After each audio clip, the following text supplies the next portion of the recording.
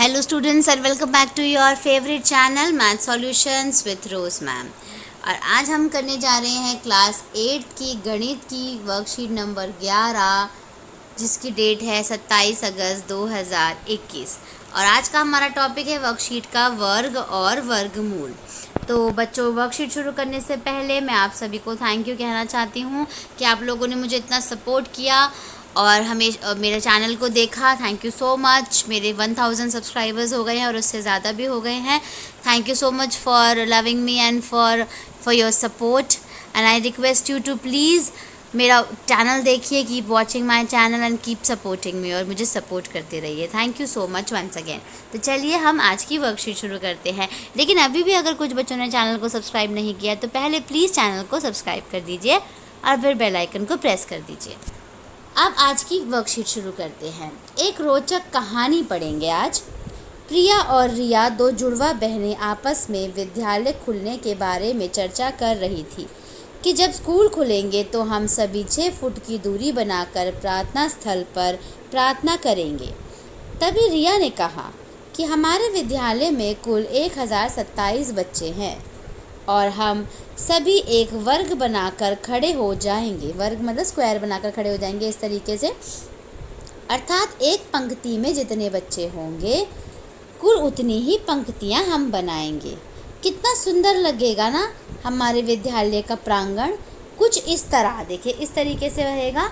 एक पंक्ति में जितने बच्चे होंगे कुल उतनी ही पंक्तियां हम बनाएंगे। तो ये इस तरीके से दिखेगा अगर हम स्क्वायर रूप में खड़े होंगे। तो आगे फिर क्या बोलते हैं दोनों बच्चे, क्या बातें कर रहे हैं। प्रिया ने कहा कि 1027 बच्चों से वर्गाकार आकृति नहीं बन सकती। रिया को प्रिया पर गुस्सा आया और उसने पूछा, तुम ये कैसे कह सकती हो भाई? क्या तुम्हें 1027 का वर्गमूल निकालना आता है? प्रिया ने कहा कि मुझे किसी भी संख्या का वर्ग निकालना तो आता है, परंतु किसी भी संख्या का वर्गमूल निकालना अभी मैडम ने नहीं सिखाया। फिर भी मैं इकाई का अंक देख कर यह बात कह सकती हूँ कि 1027 बच्चे वर्गाकार आकृति नहीं बना सकते। अब उसने ऐसा क्यों कहा ये हम पढ़ेंगे। यहाँ पर आप ये देखिए, ये आपको संख्या दी हुई है, ये इसका वर्ग दिया हुआ है, ये इकाई का अंक दिया हुआ है।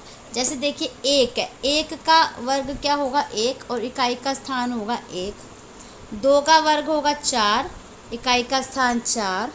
3 का वर्ग कैसे निकालते हैं, ऐसे मल्टीप्लाई, 3 तिया 9, तो इकाई का वर्ग क्या हो गया 9।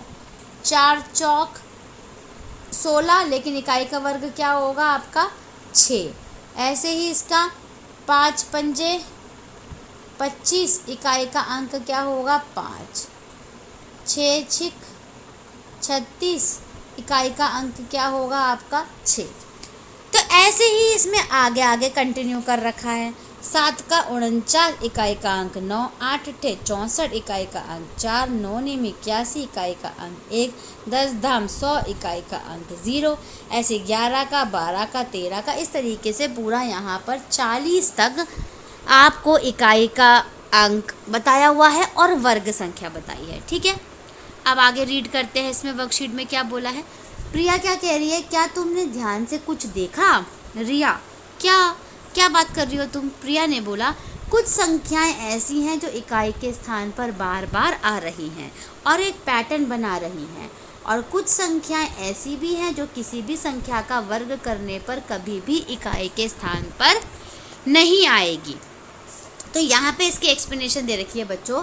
1 4 9 6 5 6 9 4 1 0 जो ये नंबर हैं, इन्हीं संख्याओं की पुनरावृत्ति होती रहेंगी। देखिए यहाँ पर यही नंबर सारे के सारे रिपीट हो रहे हैं। यह पैटर्न कभी नहीं बदलेगा और इस पैटर्न में सिर्फ 0 1 4 5 6 9 कुल 6 ही अंक हैं और बाकी बचे 4 अंक 2 3 7 और 8 कभी भी किसी भी पूर्ण संख्या के वर्ग का इकाई का स्थान नहीं हो सकते।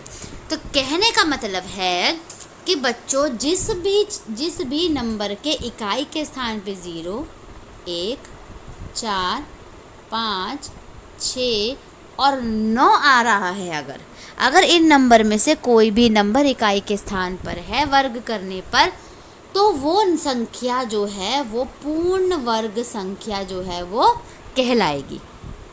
ठीक है। और दूसरा क्या है, अगर किसी भी नंबर पे 2, 3, 7 और 8 अगर ये 4 नंबर इकाई के स्थान पर हैं, तो वो संख्या पूर्ण वर्ग संख्या नहीं कहलाएगी। पूर्ण वर्ग नहीं है, तो पूर्ण वर्ग संख्या नहीं कहलाएगी अगर किसी के इकाई के स्थान पर 2, 3, 7 या फिर 8 होगा। ठीक है। इसके अलावा कोई भी नंबर होगा 0, 1, 4, 5, 6, 9, है ना, तो वो नंबर जो होगा वो पूर्ण वर्ग कहलाएंगे, ये नहीं कहलाएंगे। तो बच्चों अब इसके बाद यहाँ पे कुछ प्रश्न दिए हैं, उसको हम हल कर लेते हैं। पहला प्रश्न इसने बोला है निम्नलिखित संख्याओं के वर्गों का इकाई का स्थान बताइए। तो आपको जो ये नंबर दिया हुआ है इकाई के स्थान पे 8, 6, 6, 9, 8, तो इसका आपको इकाई का स्थान निकालना है। प्रश्न नंबर 2 में निम्नलिखित में से कौन सी संख्या है कभी भी पूर्ण वर्ग संख्या नहीं हो सकती। तो अभी हमने बात करी थी जिसके इकाई के स्थान पर 2, 3, 7 और 8 है वो पूर्ण वर्ग संख्या नहीं होगी। तो ये देखिए, ये वाला नंबर पूर्ण वर्ग नहीं होगा, और ये वाला नंबर नहीं होगा, और ये वाला नंबर नहीं होगा, क्योंकि इकाई के स्थान पर एक इसके 8 है, इसके 7 है और इसके 3 है। बाकी दोनों नंबर के 9 और 4 है, तो वो पूर्ण वर्ग संख्या होगी। तीसरा, निम्नलिखित में से कौन कौन सी संख्याओं के वर्ग या घन करने पर संख्या के इकाई के स्थान पर कोई फर्क नहीं पड़ेगा। कि जो ये नंबर आपको दिया हुआ है, अगर हम इसका वर्ग निकालेंगे या फिर इसका घन निकालेंगे, स्क्वायर या फिर क्यूब निकालेंगे, तो क्या इस पे फ़र्क पड़ेगा इकाई के स्थान पे या नहीं। तो चलिए बच्चों, हम इससे वर्कशीट को सॉल्व कर लेते हैं, एक एक प्रश्न को सॉल्व कर लेते हैं, और आप इस वीडियो को पूरा देखेंगे और इसमें से अपने आंसर्स नोट डाउन करेंगे।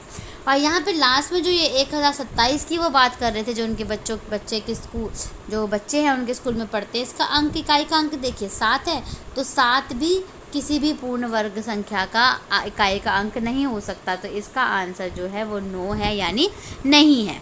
तो चलिए बच्चों, अब हम क्वेश्चन सॉल्व कर लेते हैं। ये देखिए बच्चों, ये है आपका क्वेश्चन नंबर 1, जिसका हम आंसर लिखने जा रहे हैं, ये है। तो जिसमें आपको ये बताना था कि इकाई के स्थान पर जो नंबर है अगर हम इस नंबर का स्क्वायर करते हैं तो इकाई के स्थान पर कौन सा नंबर आता है। और अगर हम इंग्लिश मीडियम की बात करें तो यूनिट प्लेस पे कौन सा नंबर आएगा अगर हम इस नंबर का स्क्वायर रूट निकालेंगे। तो सबसे देखिए, यहाँ पे यूनिट डिजिट में कौन सा है, इकाई के स्थान पे 8 है, तो 8 का स्क्वायर कर दीजिए। 8 का स्क्वायर क्या होगा, 64, 64। तो इकाई के स्थान पर यूनिट प्लेस पे कौन सा नंबर आ रहा है, 4, तो 4 हो गया इसका इकाई का अंक। इसमें देखिए, ये आपका क्वेश्चन है, इसमें जो आपकी फर्स्ट डिजिट है, यूनिट डिजिट है 6 का स्क्वायर करेंगे क्या आएगा, 36। 36 का जो लास्ट डिजिट है वो क्या होगा, यूनिट डिजिट हो गया आपका 6। ऐसे ही ये देखिए, यहाँ पे इसका लास्ट डिजिट क्या है, 6 का स्क्वायर करोगे 36 आ जाएगा, इसमें भी लास्ट हो गया 6। यहाँ पे क्या है लास्ट, 9 का स्क्वायर करोगे 9 में 81, 9 9 जो 81 का जो यूनिट प्लेस है वो क्या है, 1, तो 1 आ गया इकाई के स्थान पर। ये नंबर है आपका 25,028, 25,088। इसमें देखो यूनिट डिजिट में कौन सा है, 8 है, तो 8 का स्क्वायर करेंगे 8 8 64, 4 का जो यूनिट प्लेस होगा वो होगा आपका 4। तो ये क्वेश्चन नंबर 1 आपका सॉल्व हो जाएगा बच्चों। ऐसे सिर्फ आपको एक बार मैं स्क्रीन क्लियर करती हूँ ताकि आप इसको उतार सकते हो कि जो ये आपको इसमें यूनिट डिजिट बतानी थी लास्ट नंबर की। ठीक है, मतलब इस नंबर का स्क्वायर करके यूनिट डिजिट बतानी थी, इकाई का स्थान बताना था।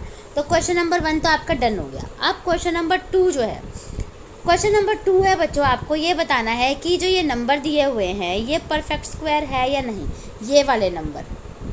ठीक है, तो पहला नंबर क्या है, देखिए आप इसमें पहला नंबर ये है आपका, इसमें लास्ट आपको अभी जब हमने अभी वर्कशीट करी थी तब मैंने आपको बताया था ना कि अगर किसी भी नंबर के पीछे 2, 3, 7 या 8 आएगा तो वो परफेक्ट स्क्वायर नहीं होगा। और इनके अलावा कोई भी नंबर होगा 0, 1, ठीक है, 4, 5, 6, 9, तो जो ये नंबर होंगे ये परफेक्ट स्क्वायर होंगे। तो अब देखो यहाँ पे किसके नहीं है ये देख लेते हैं, हम चेक कर लेते हैं बस। ये देखिए 9 है ना यहाँ लास्ट में, तो ये परफेक्ट स्क्वायर है, मतलब पूर्ण वर्ग है। यहाँ पे 8 है तो 8 परफेक्ट स्क्वायर नहीं है, पूर्ण वर्ग नहीं है। यहाँ पे देखो 7 है ना, तो 7 के लिए बताया था ना मैं पूर्ण वर्ग हो 7 जो है वो पूर्ण वर्ग नहीं होगा, 2 3 7 8 नहीं होगा, तो ये भी नॉट अ परफेक्ट स्क्वायर, पूर्ण वर्ग नहीं है। 4 आपका पूर्ण वर्ग होगा तो परफेक्ट स्क्वायर है।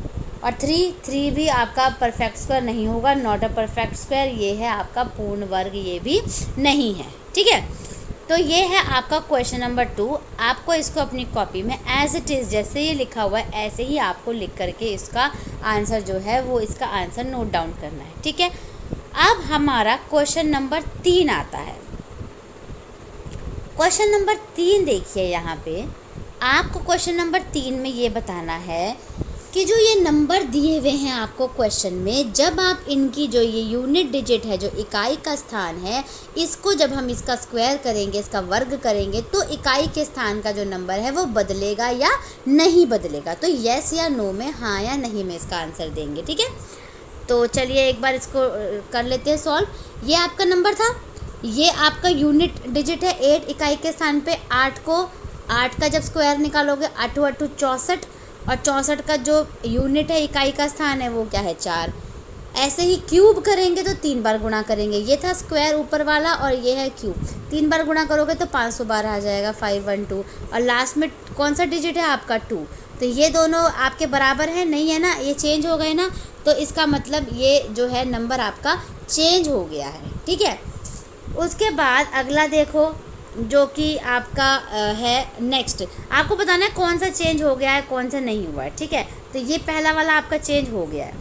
दूसरा देखो आप, दूसरे में आपको क्या बताना है, ये नंबर है आपका इकाई के स्थान पे, यूनिट के स्थान पे 5 है, 5 को जब स्क्वायर करोगे तो 5 पंजे 25, 25 हो गया, 5 5 25, और इकाई के स्थान पे कौन सा नंबर है 5 का, ऐसे ही 5 को 3 बार मल्टीप्लाई कर दो, क्या आ जाएगा 125 आ जाएगा। तो 5 जो है वो 5 का 5, तो देखिए यहाँ पे ये नंबर सेम है ना, जो ये नंबर था 5 वो यहाँ पे ये नंबर है सेम है, तो इसका मतलब ये नंबर जो है वो चेंज नहीं हुआ है। ठीक है, तो आपको क्वेश्चन में जब आप लिखोगे तो इसके आगे यस लिखोगे कि ये जो नंबर है वो चेंज नहीं हुआ है। ठीक है, अब है तीसरा पार्ट। तीसरे में देखो आपके पास ये नंबर में 1 डिजिट है, तो 1 को 1 से करोगे 1 आएगा, 1 को 3 बार भी करोगे 1 आएगा, तो ये नंबर भी डिजिट सेम ही रहा, चेंज नहीं हुआ, तो इसका आंसर भी आपका यस हो गया। अगला देखो चौथा, इतना बड़ा नंबर है, लास्ट नंबर देख लो 7, तो 7 को 7 से मल्टीप्लाई कर दो 49 49, और जो डिजिट है वो क्या है आपके पास 9। ऐसे ही 7 को 3 बार मल्टीप्लाई कर दो, क्या आ जाएगा आपका 343, लेकिन जो डिजिट है लास्ट की वो क्या है 3, तो ये सेम नहीं है ना, तो इसका आंसर है नो। ठीक है, लेकिन सॉल्व करके दिखाना है, ऐसे आपको यस या नो नहीं बताना। ठीक है, अब आपका इस वर्कशीट का लास्ट पार्ट है, क्या कौन सा पार्ट है, लास्ट पार्ट हम देख लेते हैं वर्कशीट का। ये है आपका ए नंबर है आपके पास। अब इस नंबर में 6 देखिए, 6 का आप स्क्वायर करोगे, 6 का वर्ग निकालोगे, 6 6 36 हो गया, और 36 का जो यूनिट प्लेस है इकाई का स्थान है वो क्या आ गया आपका 6 आ गया। ऐसे ही 6 को 3 बार मल्टीप्लाई करोगे, गुणा करोगे तो क्या आ जाएगा 216, तो जो 6 है इसका 6, तो इसका मतलब यहाँ पे देखिए 6 बराबर नहीं, 6 बिल्कुल बराबर आया, चेंज नहीं हुआ, तो इसका आंसर आप लोग क्या लिख सकते हो, यस लिख सकते हो। तो इसी के साथ बच्चों आपकी आज की वर्कशीट जो है ये कंप्लीट हो गई है। आप इस वर्कशीट को अपनी कॉपीज़ में नोट डाउन कीजिए और अपनी मैथ्स टीचर को सेंड कर दीजिए। Thank you so much students for watching this full video. फिर मिलेंगे बच्चों नई वीडियो में नई वर्कशीट के साथ। Thank you once again for supporting me and for loving me. Thank you so much.